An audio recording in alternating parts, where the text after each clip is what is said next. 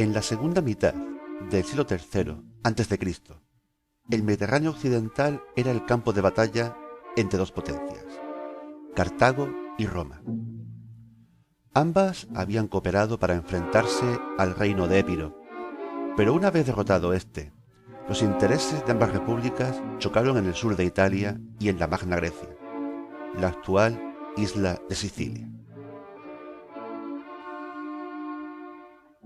Aquel primer conflicto, que pasó en la historia como Primera Guerra Púnica, supuso una prueba extrema para ambos estados, pero se saldó con mayores pérdidas para Cartago, que, con tal de recuperarse, centró sus energías en la ocupación del sur de la península ibérica, una gran fuente de recursos. En este nuevo escenario, sin embargo, volvería a entrar en competencia con Roma, abocándose a un nuevo conflicto. En esta Segunda Guerra Púnica, el protagonista indiscutible sería el gran general cartaginés Aníbal Barca, más grande en carisma y fama incluso que el romano que al final lo derrotó, Publio Cornelio Escipión, el africano. Te doy la bienvenida al vertedero de Kratos.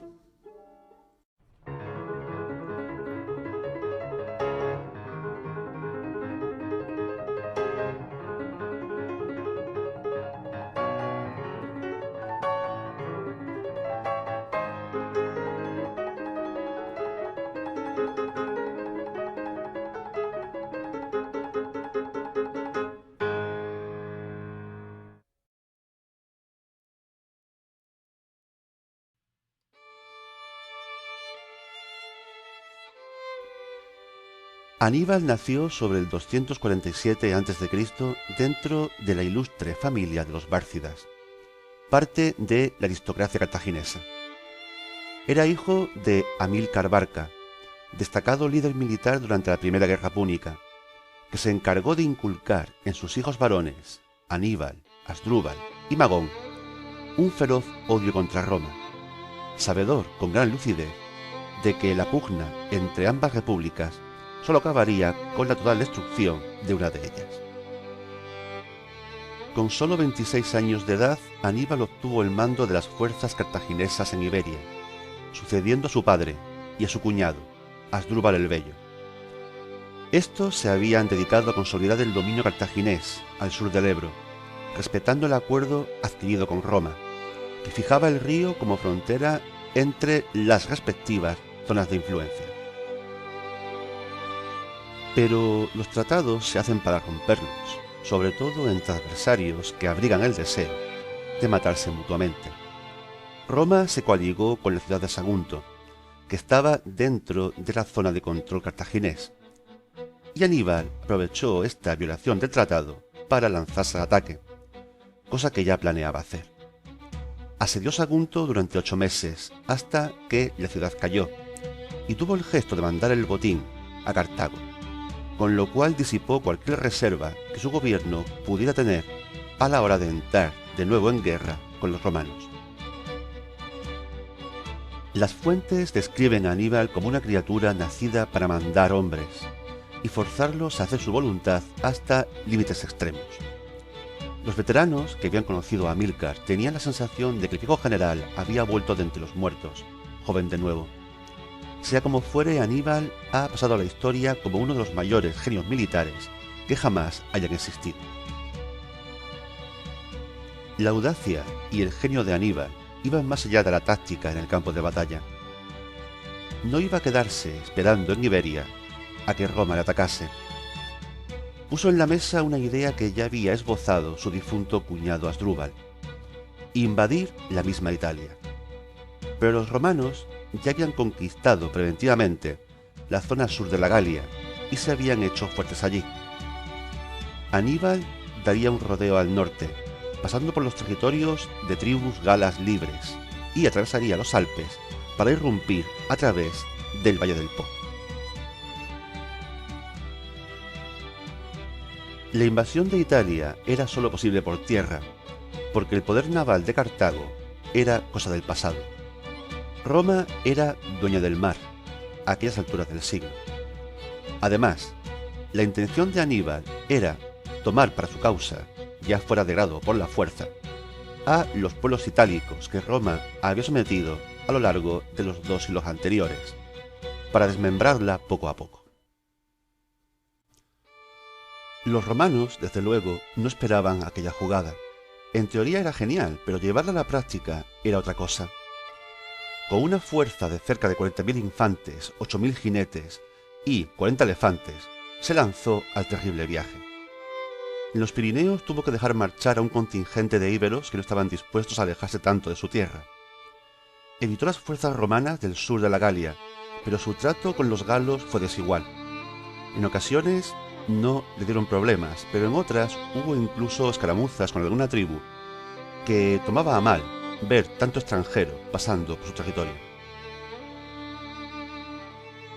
La travesía de los Alpes fue una prueba atroz que costó a Aníbal la mitad de sus efectivos. Pero un primer choque victorioso con los romanos junto al río Ticinus animó a los galos del Valle del Po, precariamente fieles a Roma, a unirse a él. La campaña de Aníbal en Italia fue fulgurante, destruyendo un ejército consular tras otro en las batallas de Trebia, del lago Trasimeno y, por supuesto, Canas, donde aniquiló por completo a las fuerzas romanas mediante una genial maniobra en pinza que ha quedado como ejemplo clásico en los manuales de táctica militar. 70.000 romanos perecieron en Canas, entre ellos unos 80 miembros del Senado, casi un tercio del gobierno. ¿Por qué no atacó la ciudad de Roma tras su aplastante victoria en Canas? Esta pregunta se ha repetido durante siglos, y a menudo opiniones poco fundamentadas han pintado a un Aníbal incapaz de aprovechar su victoria, ya fuera por indecisión o por un supuesto temor reverencial a capturar Roma. Pero todo esto es absurdo. Lo cierto es que atacar Roma, incluso tras haber diezmado de tal modo a sus fuerzas, habría sido una empresa en extremo difícil. No olvidemos que tardó 8 meses en rendir Sagunto, estando cerca de sus bases y pleno de suministros. En Italia, las fuerzas de Aníbal estaban aisladas, dependían para todo de sí mismas y no podían esperar a corto plazo refuerzos ni suministros por ninguna vía. Por otra parte, aunque en Canas había perdido un número relativamente bajo de hombres, casi la mitad de los restantes estaban heridos. Ello hacía imposible atacar de inmediato y daba tiempo a fortalecer la defensa. Roma era una ciudad grande para la época y bien defendida. Y otra cosa, los romanos optaron por una estrategia de tierra quemada y hostigamiento a las fuerzas de Aníbal, en golpes de mano rápidos. Aníbal había esperado que Roma se rindiera al verse abandonada por sus pueblos vasallos en Italia, pero aunque muchos se pasaron al bando cartaginés, no fueron lo suficientes. Y había algo más. Roma no se rendía. Aquellos romanos de la República eran duros como rocas. 15 años permaneció Aníbal con sus fuerzas en tierras italianas, jugando una mortal partida de ajedrez con los romanos, ganando el control de una zona y perdiendo el de otra. Aún tuvo varias victorias sobre ellos, pero no tuvo la posibilidad de sacarles partido. Asdrúbal, hermano de Aníbal, cruzó los Alpes con una fuerza de 30.000 hombres, como refuerzo para su hermano, y de haberlo conseguido, las cosas podían haber sido muy distintas. Pero fue interceptado y derrotado por los romanos junto al río Metauro, y su cabeza cortada, lanzada por encima de la empalizada del campamento de Aníbal. Finalmente, los cartagineses se retiraron de Italia en el año 203. Aníbal se aprestó para enfrentar a la fuerza expedicionaria que Roma envió al norte de África, al mando de Publio Cornelio Escipión, hijo de otro con el mismo nombre, que había muerto en Iberia peleando contra los hermanos de Aníbal. Pero lejos de sentir rencor, Escipión no dudó en mostrarle su respeto y admiración como comandante, en una conferencia que ambos mantuvieron solo para ponerse de acuerdo en que no había acuerdo posible. Aníbal, con 46 años, pero envejecido por los años de guerra y la amargura de verse a la defensiva, perdió la última gran batalla campal de la Segunda Guerra Púnica, Zama, y a Cartago no le quedó sino rendirse, debiendo pagar grandes tributos a Roma. En la paz, Aníbal se convirtió en hombre de Estado y, elegido sufete, un gran cargo público, llevó a cabo una reforma de las finanzas que le acarreó la enemistad de buena parte de la aristocracia. Tanto que cuando Roma envió una delegación a Cartago alegando que Aníbal mantenía contactos con el rey Antíoco III de Persia, con tal de retomar la guerra, optó por exiliarse antes de que sus compatriotas pudieran entregarlo. Aníbal acabó en la corte del rey persa, donde pasó 5 años, y tuvo el mando en algunas acciones en la guerra entre las ligas lideradas por la persa selúcida y por Roma. Como los persas acabaran negociando, Aníbal volvió a huir, pues Roma exigía su entrega. Sirvió a los reyes de Armenia y Bitinia, siempre en contra de los intereses romanos, y Roma siempre vencía y exigía su entrega. Murió en algún momento entre los años 183 y 181, con cerca de 65 años, y hay desacuerdo entre los historiadores sobre si murió a causa de una herida infectada o envenenado, ya fuera por su mano o la de otro. Sin embargo, nos quedaremos con la versión que más justicia le hace, la narrada por Tito Livio y Cornelio Nepote, aquella en la que, viéndose acorralado en Bitinia, se suicidó con veneno, tras dejar una nota cargada de ironía. Aliviemos a los romanos de la ansiedad que han experimentado durante tanto tiempo, ya que creen que su paciencia se agota demasiado para esperar la muerte de un anciano.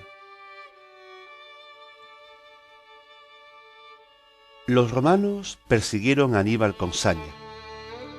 El cartaginés había estado muy cerca de ponerles de rodillas, y eso era algo que Roma, la vieja Roma republicana que podía perder batallas, pero que ganaba todas las guerras, no podía olvidar.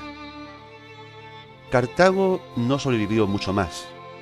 Roma no quiso correr el riesgo de que la vieja enemiga le pudiese causar más problemas, y en 146 la arrasó hasta los cimientos. Durante un siglo fue un descampado polvoriento, hasta que César Augusto la reconstruyó para proporcionar alojamiento a sus veteranos.